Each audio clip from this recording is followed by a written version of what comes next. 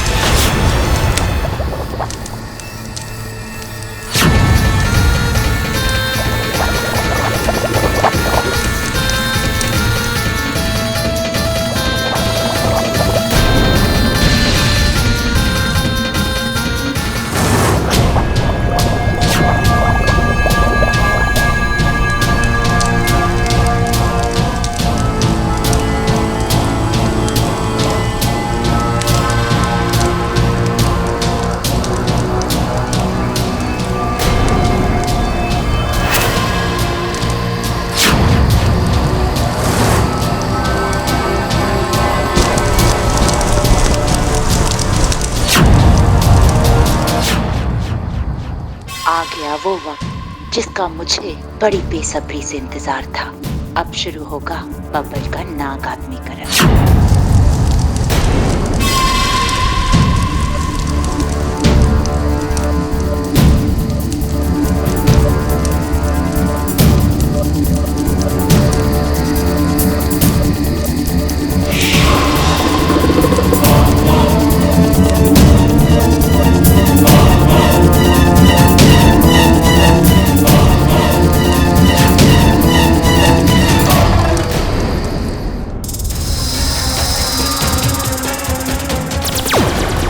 क्या हुआ वाकू? कुछ पता चला? नहीं, पूरा गांव देखा, एक एक मंदिर देखा, एक इच्छाधारी नागिन जहाँ जहाँ जा सकती है वो हर जगह देखी, लेकिन इच्छा बब्बल का कुछ पता नहीं चला। कहाँ लेकर गई होगी वो बब्बल जी को? इच्छा तुम चिंता मत करो, हमारे कुछ साथी भी उन्हें खोज रहे हैं। और इतना वक्त नहीं है हमारे पास वाकू। रात का पहला पहर शुरू हो चुका है। अब तक तो विशैली ने विधि की सारी तैयारियां भी पूरी कर ली होगी। मुझे किसी भी हाल में इस विधि को रोकना होगा। अगर आज विशैली कामयाब हो गई और बब्बल जी नाग बन गए तो एक परिवार अपना बेटा खो देगा। और मैं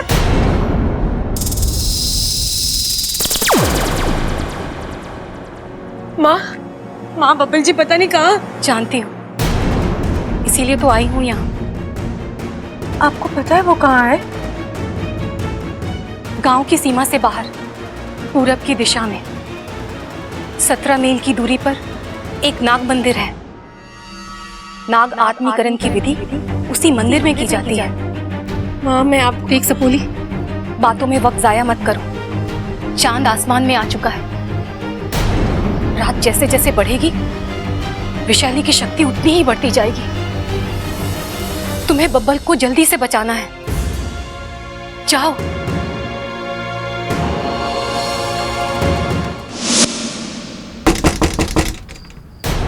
इस घर के लोगों को 2 पल की भी शांति नहीं है।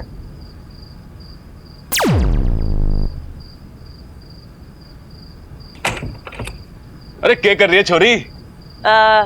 कुछ नहीं। अरे भाई ये कुछ नहीं करते कैसे?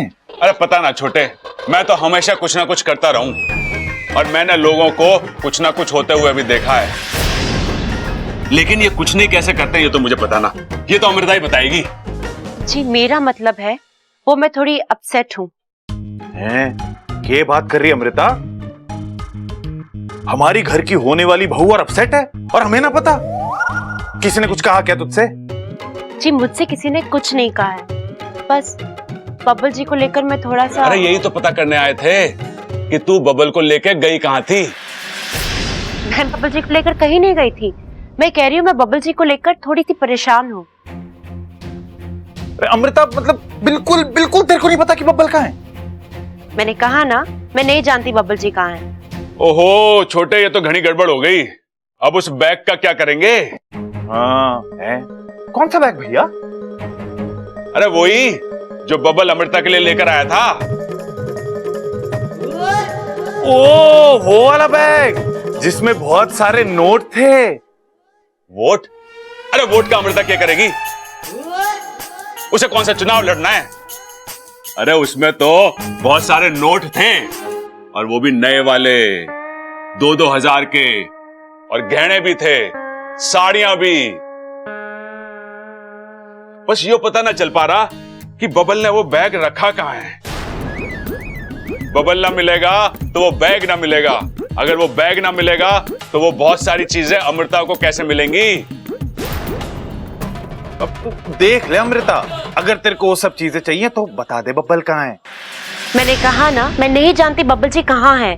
अरे देख अमृता, हमें बबल की इतनी चिंता ना है जितनी चिंता उस बैग की है। उस बैग में 2 हनीमून के टिकट रखे हैं। अगर वो बैग ना मिलेगा तो वो हनीमून के टिकट खराब हो जाएंगे। अगर वो खराब हो जाएंगे तो बबल को इतना गुस्सा आएगा कि वो टिकट के साथ साथ सारे नोट भी फाड़ देगा। बड़ा नुकसान हो जाएगा। बता देना कहाँ है बबल। मुझे नहीं पता, नहीं पता, नहीं पता। प्लीज आप यहाँ से जाइए। प्लीज मुझे सुकून और शांति के साथ रहने दीजिए। अरे 1 मिनट भाई, ये सुकून और शांति कौन है? नया है क्या घर में? अरे पता ना, अमृता के रिश्तेदार होंगे, उसी से पूछ ले।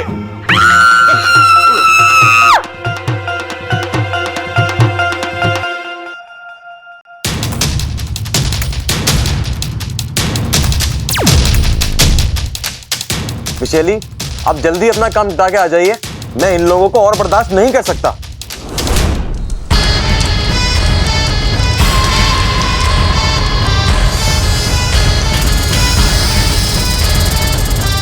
पहली बूंद।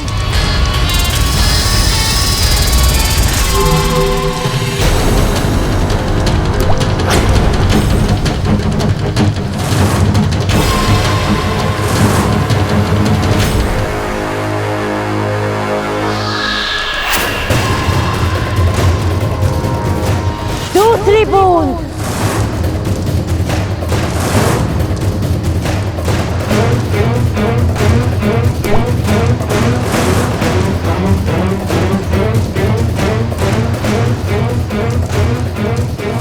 तीसरी बूंद।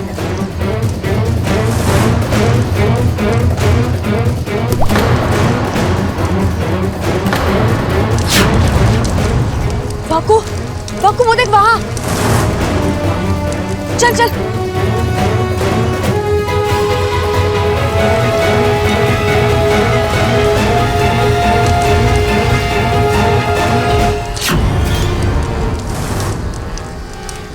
वाकू चल कहीं और देखते हैं।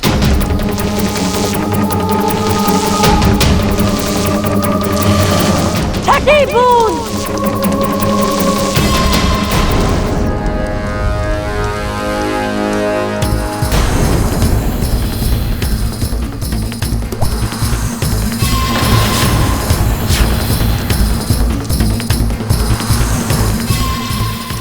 विशैली,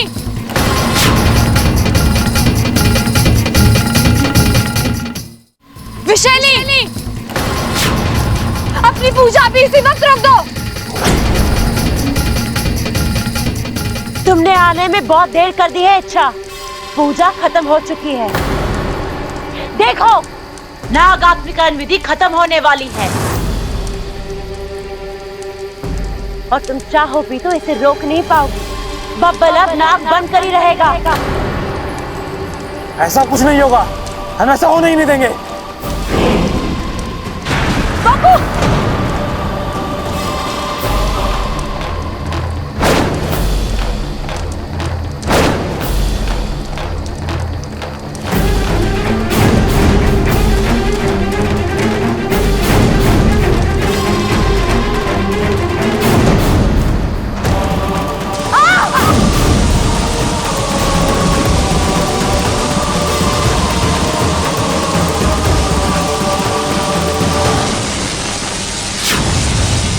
तुम कितनी भी कोशिश कर लो इच्छा, तुम बब्बल को नहीं बचा पाओगी।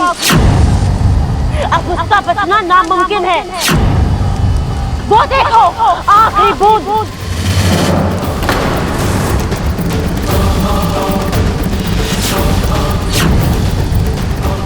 जैसे ही आखिरी बूंद बब्बल के माथे पे गिरेगी, बब्बल नाग बच जाएगा और फिर तुम उसे कभी इंसान नहीं बना पाओगी।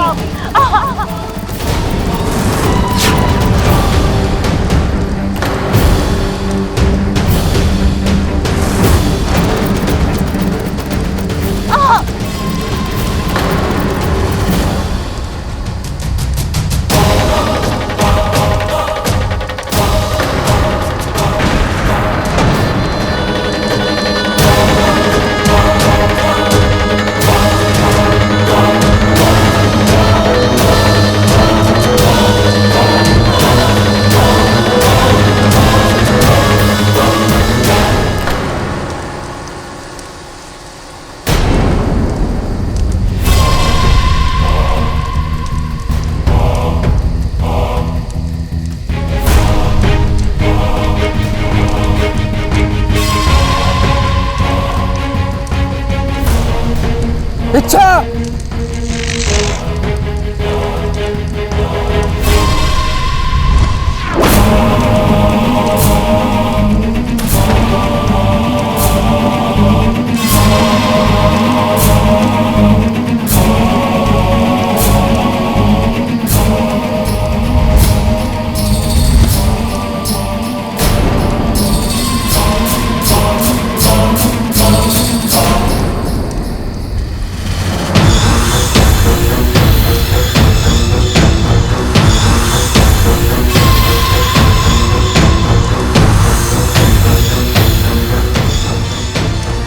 नहीं, ये नहीं हो सकता।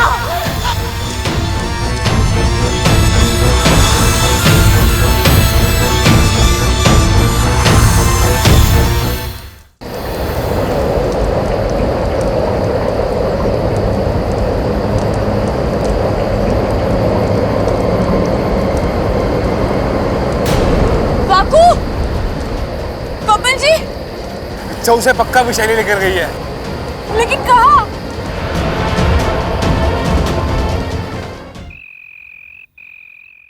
दादी, दादी, मैंने जो कहा था ना वही सच निकला। अमृता ही बब्बन जी को ले गई थी।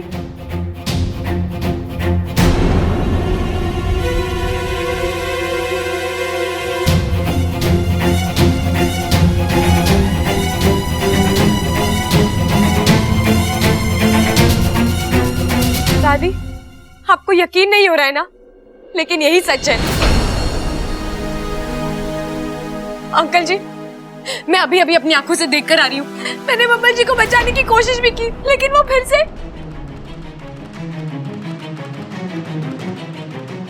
आंटी, आंटी कहिए ना इनसे, मेरा विश्वास करें, मैं सच बोल रही हूँ। हमारे पास वक्त बहुत ही कम है, बब्बन जी की जान खतरे में है। हमें जल्द से जल्द उन्हें अमृता के हाथ से बचाना है। आंटी,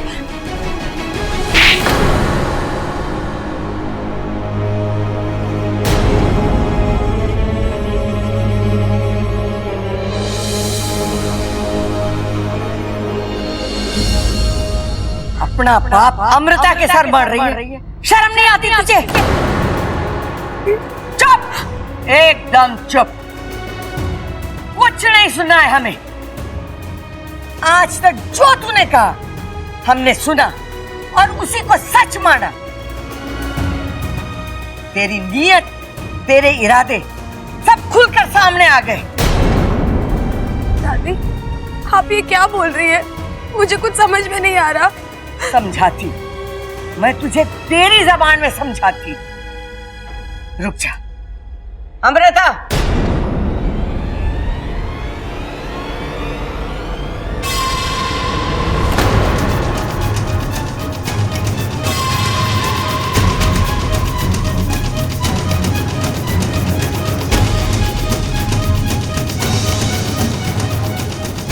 अब कुछ बोलने के लायक बचा है तारे पास?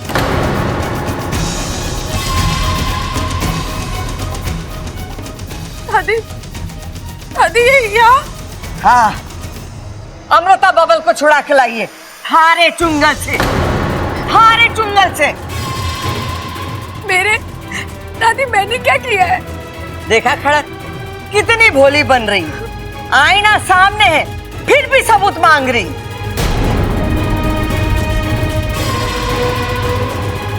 बबल, जो तूने हमसे कहा इसके सामने साफ साफ बोल दे। पुलिस स्टेशन में क्या हुआ मुझे कुछ याद नहीं। कौन मुझे उठा के ले गया, किसने मुझे बेहोश किया, मैं नहीं जानता। लेकिन हाँ, जब मुझे होश आया तो मुझे कुछ आवाजें सुनाई दे रही थी और उनमें से एक आवाज इच्छा की थी।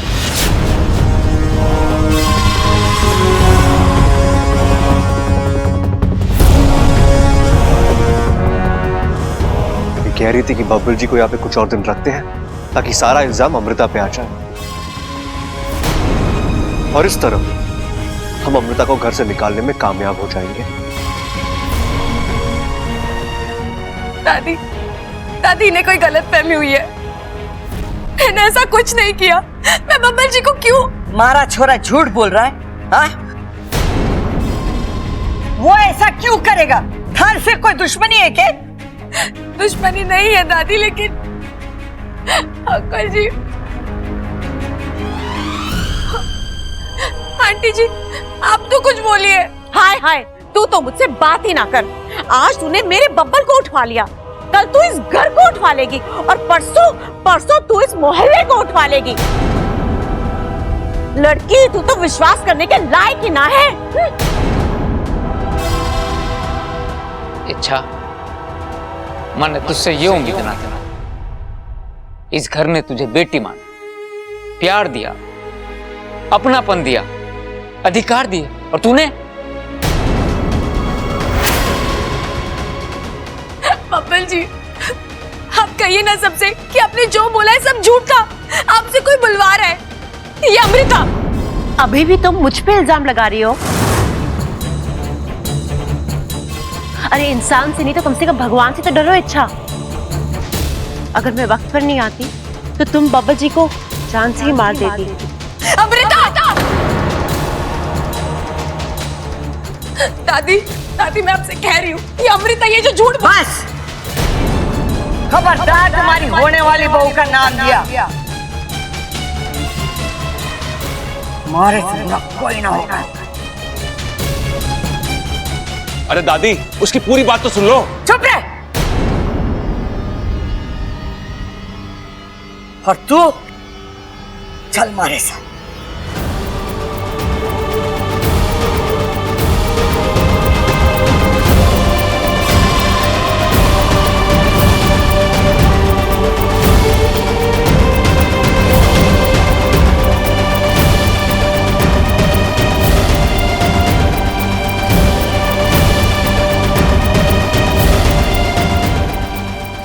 मारे से। दादी बात नहीं सुनिए। निकल जा हमारे घर से।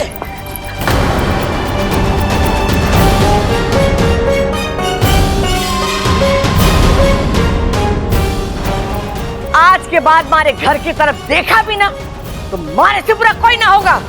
दादी मेरी बात तो सुनिए। कुछ ना सुनना मुझे।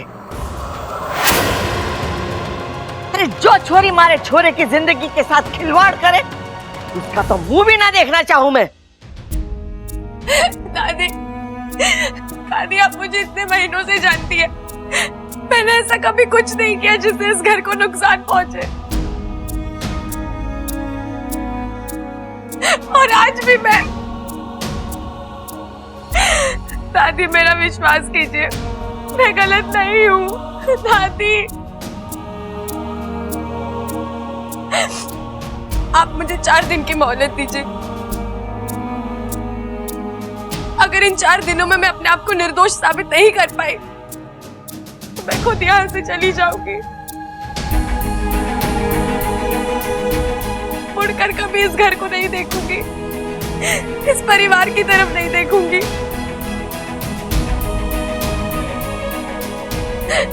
दादी कभी ना कभी तो मेरी वजह से इस घर में खुशियां आई होंगी, ये घर मुस्कुराया होगा। आपको उन खुशियों का वास्ता है दादी, ये आखिरी 4 दिन दे दीजिए दादी।